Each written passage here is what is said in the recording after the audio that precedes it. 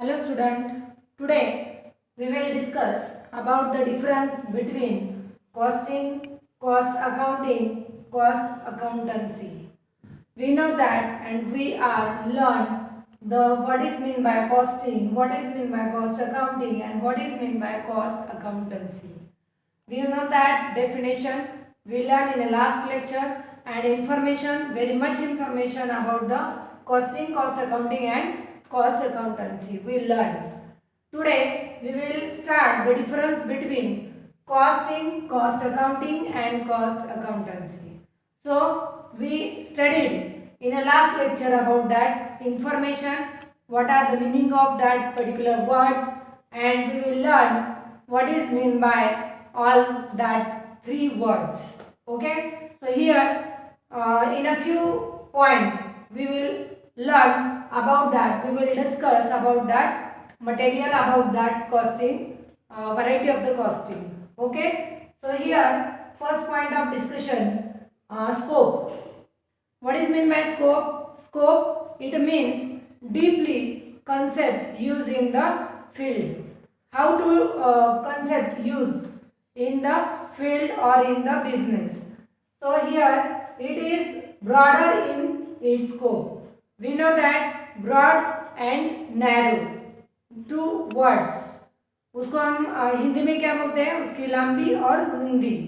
तो यहाँ पे क्या बोला है कि इसको कॉस्ट वर्ड जो है वो ब्रॉडेस्ट है, वो उसका जो स्कोप है कॉस्टिंग का वो बहुत ही यूजफुल है बिजनेस में. मटेरियल कॉस्ट फाइंड आउट करने के लिए उसका मीनिंग हमने देखा है, फिर भी यहाँ पे मैं आपको बोल रही हूँ कि वो ब्रॉडेस्ट कैसे है. ब्रॉडेस्ट यानी उसको हम क्यों कैलकुलेट करते हैं, क्योंकि यही हमारा बेस है. अगर इसे हम स्टार्ट करेंगे तो भी हमें बाकी के मैन्युफैक्चरिंग प्रोडक्ट की इंफॉर्मेशन, उसका प्रॉफिट लॉस हमें इसके कैलकुलेशन के आधार पर मिल सकता है. इसीलिए इस कंसेप्ट को ब्रॉडर कंसेप्ट बताया गया है. ये बहुत ही ब्रॉडर कंसेप्ट है, ब्रॉडेस्ट कंसेप्ट है. आगे जाके उन्होंने कॉस्ट अकाउंटिंग को क्या बोला है, नैरो कंसेप्ट. इसका स्कोप जो है नैरो है. नैरो यानी क्या, अरुंद. तो रुंद और अरुंद ऐसे उन्होंने यहाँ पे वर्ड यूज किए हैं. तो जो सिर्फ टेक्निकल इश्यूज के लिए हमें कॉस्ट अकाउंटिंग के फॉर्मेट में लाने के लिए उस मैन्युफैक्चरिंग प्रोडक्ट का हमें कॉस्ट देखना पड़ता है, इसलिए यहाँ पे उन्होंने नैरो बताया गया है. और कॉस्ट अकाउंटेंसी को कॉस्ट अकाउंटेंसी यानी ये ब्रॉडेस्ट कंसेप्ट है. ये जो फॉर्मेट है ये अनेक कंपनी में यूज किया जाता है. हर एक कंपनी में, हर एक बिजनेस में उस कॉन्सेप्ट को, उस फॉर्मेट को यूज किया जाता है, इसीलिए इसको ब्रॉडेस्ट कंसेप्ट, ब्रॉडेस्ट उसका स्कोप है ऐसे बताया गया है. So we learn the scope of costing broader, scope of cost accounting is a narrow and scope of cost accountancy is a broadest. So this is the scope of three words. Then second point is functions. Functions, it means how to work, how to done, how to manage of that words. In here it is concerned with the ascertainment of cost. Ascertainment of cost यानी particular product cost यहाँ पे हम देखते हैं, इसलिए वहाँ पे ascertainment of cost बताया गया. It is concern with recording of cost. और ये जो कॉस्ट इसमें हम देखते हैं उसको क्या करते हैं, उसको रिकॉर्ड करते हैं, उसको मॉडिफाई करते हैं, उसको एक फॉर्मेट में लाने का प्रयास करते हैं. इसलिए यहाँ पे उन्होंने क्या बोला है, cost accounting is a recording of cost. Cost का रिकॉर्ड मेंटेन करते हैं, कॉस्ट का रिकॉर्ड क्रिएट करते हैं. और लास्ट में it is concern with the formulation of, formulation उसको फॉर्मेट में लाया गया है, उसको फॉर्मुलेट किया गया है. Formulation of costing principles, methods, techniques to be adopted by the business. यानी बिजनेस में हम क्या करते हैं, मेथड्स यूज करते हैं, टेक्निक यूज करते हैं, प्रिंसिपल्स रखते हैं, और इन सारी चीज़ों को हम कॉस्ट अकाउंटेंसी में लाते हैं. इसीलिए उसको, इस कंसेप्ट को कॉस्ट अकाउंटेंसी में प्रिंसिपल्स, मेथड्स और टेक्निक्स यूज करने वाली, एडॉप्ट करने वाली एक प्रक्रिया बोलते हैं, प्रोसेस बोलते हैं, फंक्शंस बोलते हैं. यहाँ पे तीन वर्ड का, तीन फंक्शंस का, तीन वर्ड का अलग अलग फंक्शंस यहाँ पे बताया गया है. एसरटेनमेंट यानी यहाँ पे फंक्शन की, यहाँ पे प्रॉपर्टीज की कॉस्ट, मैन्युफैक्चरिंग प्रोडक्ट की कॉस्ट, तय होती है, देखी जाती है, यहाँ पे उसका रिकॉर्ड क्रिएट किया जाता है और यहाँ पे उसको फॉर्मेट में लाया जाता है। तो ये 3 कंसेप्ट फंक्शन वाइज हमें यहाँ पे बिजनेस में दिखाई देती है और हम इन चीज़ों का बिजनेस और कंपनी में यूज करते हैं। Then periodicity of functioning. Periodicity of functioning, period यानी क्या, उसका जो काम का जो वक्त रहता है उसको यहाँ पे इस्तेमाल किया गया है। फंक्शन यानी काम करते समय हमें उनकी पीरियडिक का विचार किया करना इम्पोर्टेंट माना जाता है, या उसका पीरियड हम उसको कब काउंट करते हैं, उसका पीरियड स्टार्टिंग का होता है, मिडल का होता है या लास्ट का पीरियड उसका हम फंक्शन करते टाइम ध्यान में रखते हैं। जैसे कि प्रायर कॉस्ट यानी मिडल कॉस्ट और लास्ट फाइनल कॉस्ट, ऐसे जो हमारा रहता है, या कंप्यूटर में हम इनपुट प्रोसेस आउटपुट ऐसे बोलते हैं। इनपुट बोले तो हम लास्ट में नहीं बोलते उसको, तो उसको फर्स्ट स्टार्टिंग में हम इनपुट देते हैं। अगर हम इनपुट देंगे तो उसमें प्रोसेस हो जाएगी और प्रोसेस होगी तो उसका फिनिश्ड गुड्स यानी उसका आउटपुट हमें दिखेगा। वैसे ही यहाँ पे है, तो कौन सा पीरियड यहाँ पे फंक्शन करते टाइम ध्यान में लाया गया है वो हमें यहाँ पे बताया है। तो यहाँ पे देखो, अभी कॉस्टिंग का पीरियड कहाँ पे बोला उन्होंने, begins. It begins where cost accountancy ends. जब हम कॉस्ट अकाउंटेंसी का एंड करते तो उसका बिगिंस प्रोसेस, स्टार्टिंग प्रोसेस यानी उसकी कॉस्ट, उसका मैन्युफैक्चरिंग प्रोडक्ट का कॉस्ट एनालाइज करना, उस कॉस्ट को यूटिलाइज करना, उस कॉस्ट की यूनिट प्राइस देखना, ये सब जो बिगनिंग वर्क रहते हैं वो स्टार्टिंग वर्क रहते हैं जो हमें अकाउंटेंसी करते टाइम स्टार्टिंग में ध्यान में रखना पड़ता है। इसे हम स्टार्टिंग पीरियड वाला कॉस्टिंग का, बिगिंस पीरियड वाला कॉस्ट अकाउंटेंसी का जो एंड करने वाले हैं उसका बिगिंस स्टार्टिंग का प्रोसेस यानी कॉस्टिंग प्रोसेस, ऐसे हम उसको बोल सकते हैं। Then it begins where costing ends. जहाँ पे हमें कॉस्टिंग का एंड करना है वहीं पे कॉस्ट अकाउंटिंग की स्टार्ट होती है।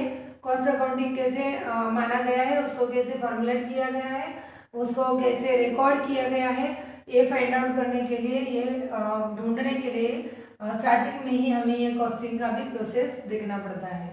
Then it is a starting point, और ये कॉस्ट अकाउंटेंसी यानी वो स्टार्टिंग पॉइंट माना गया है। अभी स्टार्टिंग पॉइंट क्यों माना है, क्योंकि जो हमें कॉस्टिंग करना है, जो हमें रिकॉर्ड क्रिएट करना है, उसके लिए हमारे सामने फॉर्मेट होना चाहिए। सही है ना। अगर हम कपड़े कपबोर्ड में रखते हैं तो उसको हम फाइनलाइज करते हैं। कपबोर्ड में कपड़े रखते टाइम हम उसको क्या करते हैं, पहले वो कपबोर्ड लाते हैं, बाद में उसमें कपड़े कहाँ पे रखने हैं ये उसका रिकॉर्ड कीप करते हैं।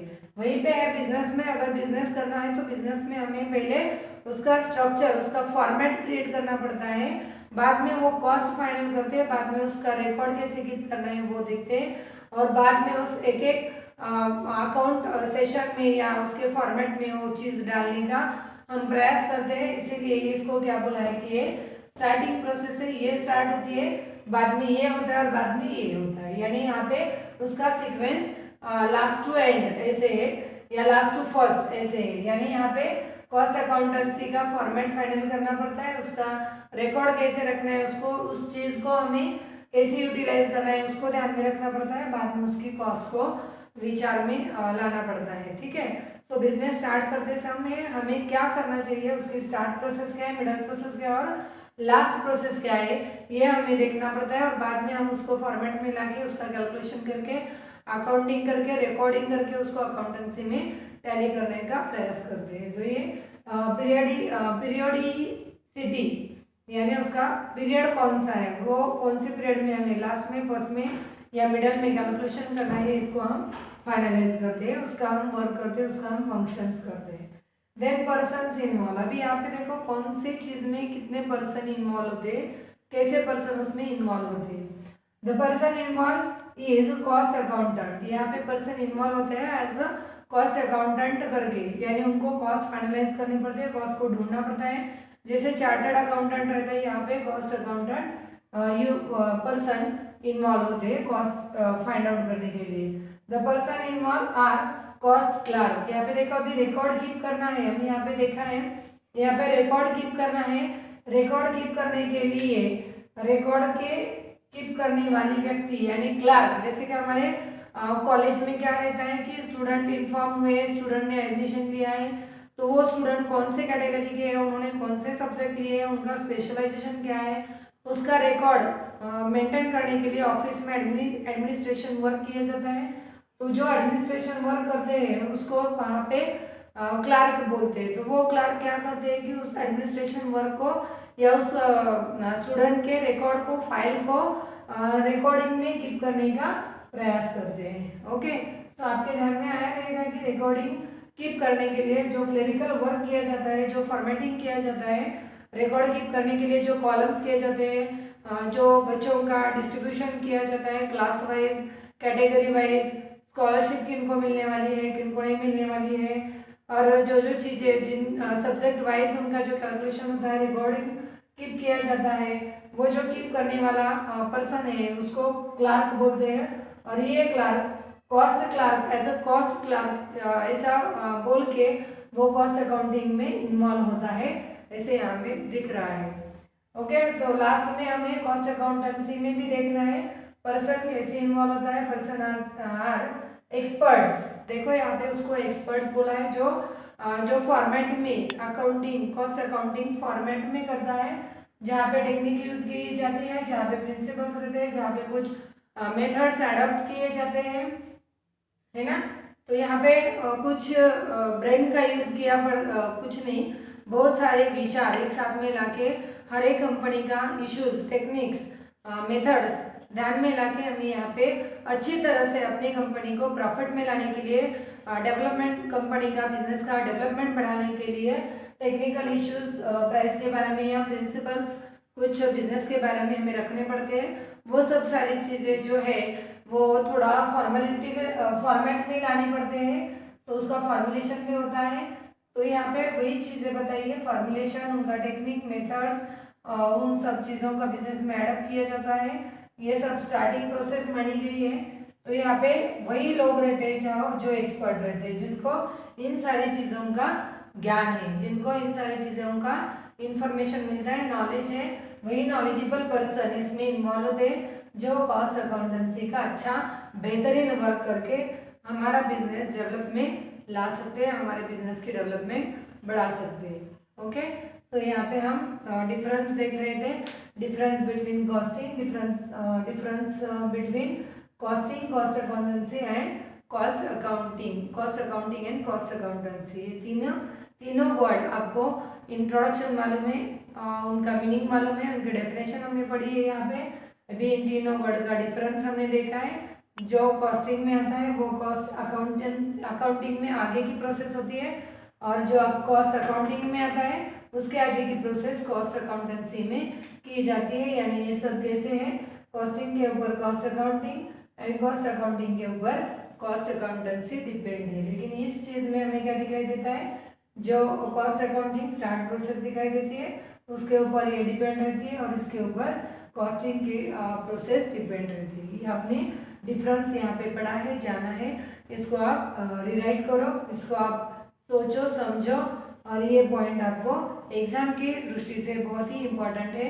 इसमें आप एग्जाम के हिसाब से देख सकते हैं, कॉस्टिंग एंड कॉस्ट अकाउंटिंग का भी डिफरेंस आपको पूछा जा सकता है, या कॉस्ट अकाउंटिंग और कॉस्ट अकाउंटेंसी का भी डिफरेंस पूछा जा सकता है एग्जाम में, या फिर ये फर्स्ट और लास्ट का भी डिफरेंस एग्जाम में पूछा जा सकता है। तो आपको इसको समझना चाहिए, समझ के इसको आपके वर्ड में पॉइंट डाउन राइट डाउन करने चाहिए। ओके, तो यहाँ पे हम रुकते हैं, आगे के लेक्चर में हम लिमिटेशंस ऑफ फाइनेंशियल अकाउंटिंग देखेंगे। लिमिटेशंस सारे को हैं, लिमिटेशंस नहीं रहेंगे तो हम आगे नहीं जा सकते, लिमिटेशंस है इसके लिए हम सेफ है, सिक्योर है, हम आगे के लेक्चर में देखेंगे। तो आज के लिए यहाँ पे हम रुकते हैं, डिफरेंस यहाँ पे हमने देखा है। Thank you very much.